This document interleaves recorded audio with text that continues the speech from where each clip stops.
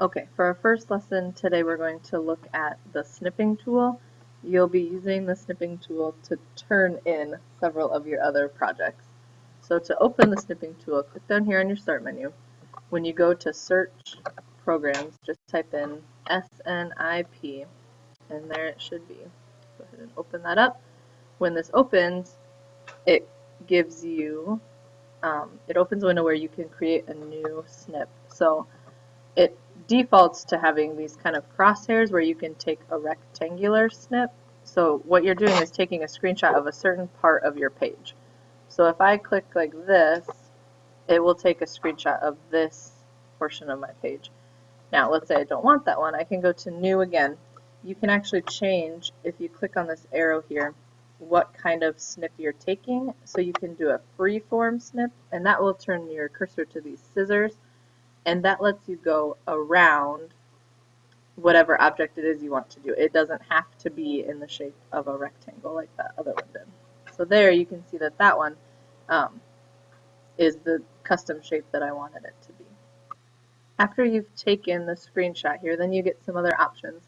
So it defaults here to a pen and it defaults to blue. You can change the colors of that, and then you can actually write on top of whatever it is you had taken the picture of. If you decide you don't want that, you can just click the eraser there and get rid of it.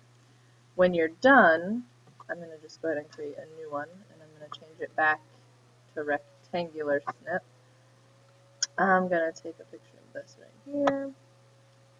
Now, when it's done, you can see your screenshot here, and it gives you the option to save it.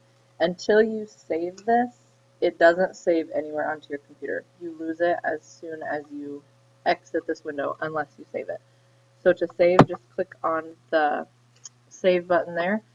And now I'm going to save this one to my desktop. So I'm going to make sure that I've clicked on desktop. It will automatically save as the word capture, but it would be easier to name it with what it actually is. So I'm just going to call it test.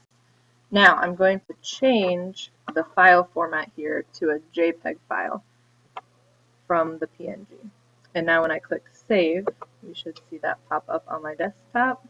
Exit that, and there it is right there. Okay, so again, start menu, type in for snipping tool. You can create the freeform snips, rectangular snips. The window snip will take a picture of just the window that you're in. Full screen snip will take a picture of your entire screen. Okay. The one thing that I would like you to do is, after you open this and you've taken one, the snipping tool pops up down here. What I want you to do is right click on that so that you get your options menu, right click right on top of it, and I want you to pin the program to the taskbar.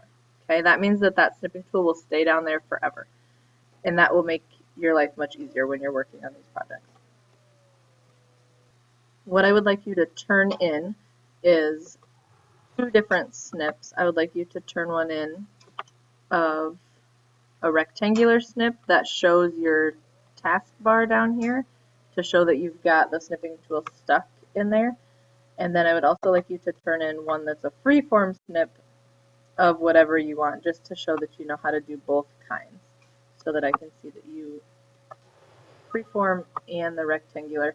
One other thing that I want you to notice, if I am making a new rectangular snip or whichever kind, if I drag my crosshairs over and I realize that I've kind of got it in the wrong spot, if you press escape on your keyboard, it will just delete that one and let you start over. So again, I want you to turn in via Edmodo one rectangular snip and one freeform snip.